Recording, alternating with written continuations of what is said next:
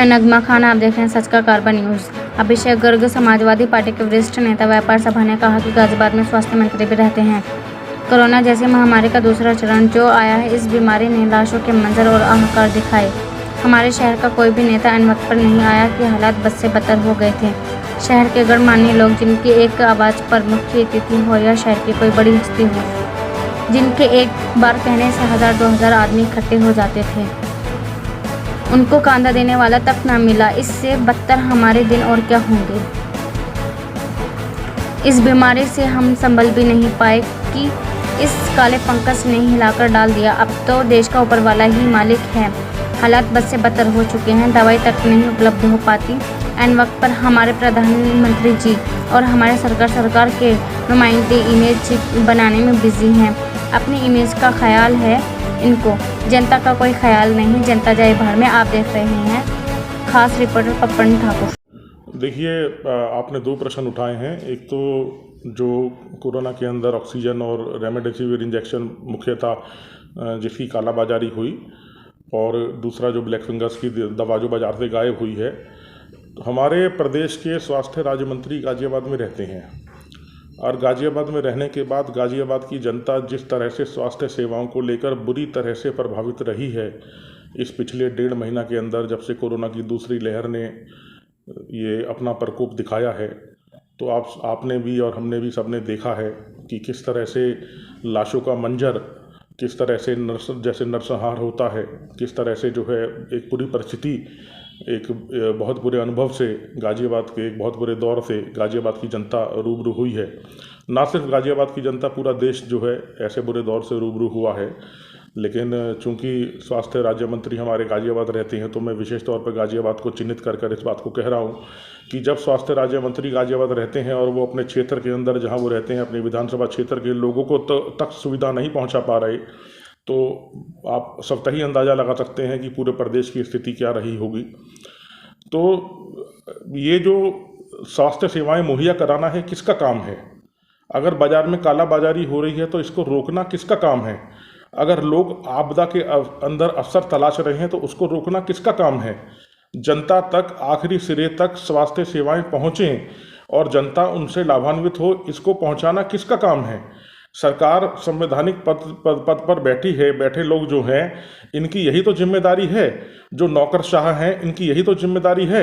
और नौकरशाह से ये सब काम कराना, जो राजनीतिक लोग जो संवैधानिक पदों पर बैठे हैं, जिनको जनता ने चुनकर भेजा है, उनकी यही तो जिम्मेदारी है कि वो इस चीज़ को सुनिश्चित करें कि जनता तक सारे लाभ, जो सरकार की नीतियां हैं उसके तहत सारे लाभ जनता तक पहुँचें, आखिरी सिरे तक पहुँचें, और जनता को किसी भी स्थिति के अंदर ऐसी परिस्थितियों से, ऐसे बुरे दौर से रूबरू होने से बचाएं।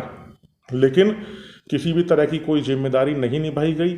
सरकारी सिस्टम पूरी तरह से फेलियर रहा, चाहे वो नौकरशाही का रहा हो, चाहे वो सरकारी नुमाइंदे रहे हों, जनप्रतिनिधि रहे हों।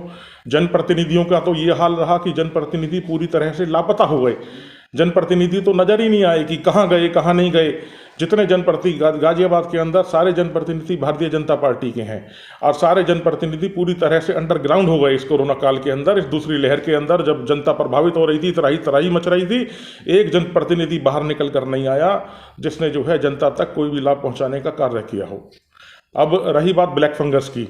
ब्लैक फंगस की जो दवाई है, अभी ब्लैक फंगस ने पाँव पसारने शुरू करे हैं, और शुरुआती दौर के अंदर ही दवाइयाँ गायब होना एक बहुत ही अहम और बहुत ही गंभीर विषय है।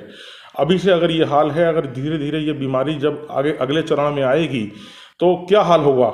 मेरे पास ऑलरेडी कितने ही लोगों के फ़ोन आ रहे हैं जो इसके अंदर एक जो दवाई कारगर सिद्ध होती है, उसकी इतनी मांग हो रही है, लेकिन दवाई उपलब्ध नहीं हो पा रही है, दवाई बाज़ार से गायब है। तो ये सब सुनिश्चित करना कि दवा बाज़ार में उपलब्ध रहे पर्याप्त मात्रा में, सरकार का काम है। लेकिन सरकार जो है, सरकारी सिस्टम पूरी तरह से फेलियर है, पूरी तरह से जो है नौकरशाह, निरंकुश है। कोई अपनी जिम्मेदारी ना समझने को तैयार है, ना निभाने को तैयार है। जनता को मरने के लिए छोड़ दिया गया है उसके हाल पर। यह परिस्थिति से जनता इस वर्तमान दौर से गुजर रही है। शराब के ठेके खोलने का जो शासन ने आदेश दिया जी, जब कोरोना की दूसरी लहर ने पैर पसारने शुरू किए थे और परिस्थितियां खराब होनी शुरू हुई थी, तो सरकार को चिंता थी केवल चुनावों की। सरकार ने जो है, जनता ये नहीं चाहती थी कि प्रदेश के अंदर, मैं प्रदेश को विशेष तौर पे प्रदेश की बात कर रहा हूँ, देश की बात पे भी नहीं आ रहा हूँ, तो जनता नहीं चाहती थी कि प्रदेश के अंदर जो है पंचायती चुनाव हों।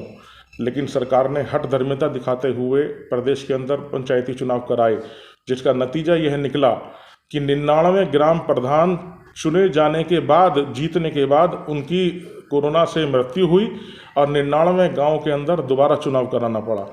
ठीक इसी तरह से हजारों की संख्या के अंदर जिन लोगों की चुनाव में ड्यूटी लगी थी, वो लोग कोरोना से संक्रमित हुए और उनकी मौतें हुई। क्या ये हत्या की श्रेणी में नहीं आना चाहिए? क्या इन सब हत्याओं की जिम्मेदार प्रदेश सरकार नहीं है? क्या चुनाव कराना इतना जरूरी था? पंचायती चुनावों को कराना इतना जरूरी था कि जनता को आपने मरने के लिए छोड़ दिया? तो पंचायती चुनाव सरकार ने कराए, सरकार ने बिल्कुल किसी की नहीं सुनी और जिसका नतीजा जो है ये सब मौतों के रूप में निकला। अब रही बात शराब के ठेके खुलने की। जब दूसरी लहर आनी शुरू हुई तो व्यापारी वर्ग ने हमेशा जो है देश की, प्रदेश की तरक्की के अंदर अपना योगदान दिया है और भामाशाह की भूमिका निभाई है। तो व्यापारी वर्ग ने, सरकार जब जो है लॉकडाउन लगाने को तैयार नहीं थी, क्योंकि सरकार के ऊपर तो चुनाव हावी था और चुनाव के बाद जो है जब मतगणना को लेकर भी सवाल उठे कि भी अभी मतगणना ना कराइए, तब भी सरकार ने हठ धर्मिता दिखाई। तो व्यापारी वर्ग ने स्वतः ही इसका संज्ञान लेते हुए सेल्फ लॉकडाउन इम्पोज करना शुरू कर दिया था।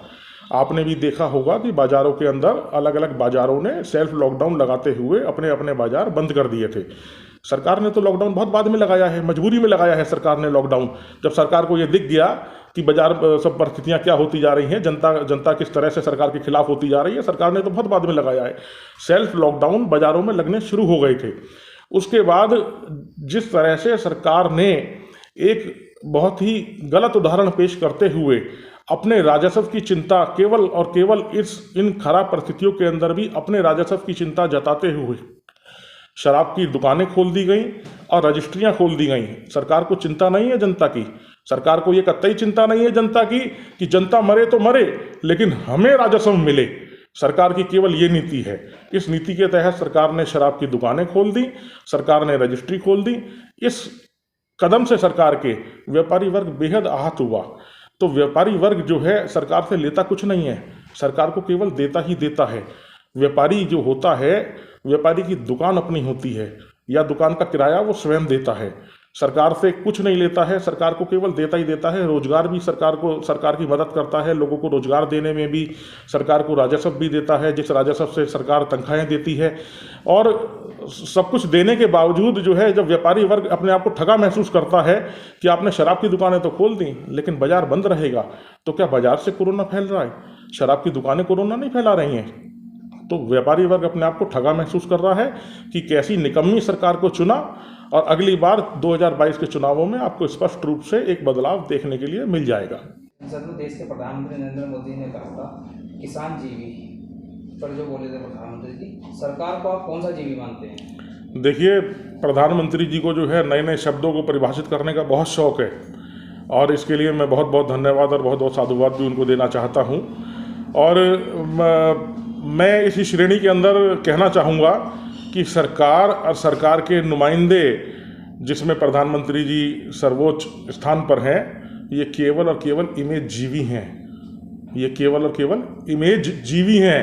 इनको अपनी इमेज के अलावा किसी बात से कतई कोई परवाह नहीं है। जनता जाए भाड़ में, जनता जाए मरने, लेकिन इनको जो है अपनी इमेज के अलावा, इनकी इमेज सुरक्षित रहनी चाहिए। इसके अलावा इन्हें किसी चीज़ की कतई कोई परवाह नहीं है।